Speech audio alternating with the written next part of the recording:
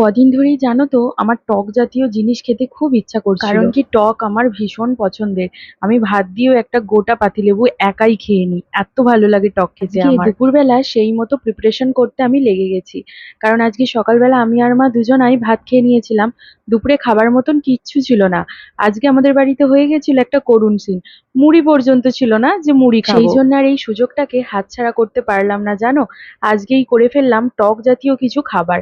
সেটা কি তোমরা এতক্ষণে দেখে বুঝেই গেছো। আজকে আমি করতে চলেছি একদম টক টক করে আলু কাবলি।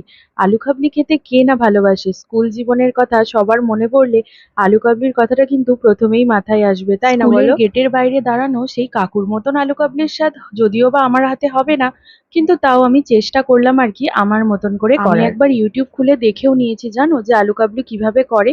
যদিও বা অনেকে অনেক রকম ভাবেই করে, বাট আমার কাছে যা যা ছিল আমি সেইগুলো দিয়ে আমার মতন করে আলু, ছোলা, মটর, অল্প লঙ্কা কুচি আর পেঁয়াজ কুচি, ধনেপাতা কুচি, লবণ তো স্বাদের জন্য দিতেই হবে, আর অল্প একটু ভাজা মশলা আর লঙ্কার গুঁড়ো, যেটা মা আগে থেকেই করে রেখেছিল ভাজা মশলাটা, আর তেঁতুল, সেটা না দিলে তো এটা অসম্পূর্ণ।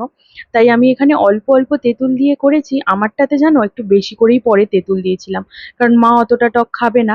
আর তার সাথে একটুখানি ঝুরি ভাজা তো অ্যাড করতেই হবে। যদিও বা চানাচুর অ্যাড করলে ভালো হতো, বাট চানাচুর ছিল না, তাই ঝুরি ভাজা দিয়েই কাজ চালিয়ে নিলাম। মায়েরটা আগে তুলে নিচ্ছি আর সেটাই তোমাদের সাথে শেয়ার করছি জানো। কারণ এরপর আমারটা যখন তুলেছিলাম তার মধ্যে আমি আরো বেশ খানিকটা তেঁতুল অ্যাড করেছিলাম। কারণ আমার টক খেতে না ভীষণ ভালো লাগে, আর মা অতটাও টক খায় না। তো এইভাবে করে খেয়েছি, বেশ সুন্দর, অনেক সুন্দর খেতে লেগেছে কিন্তু।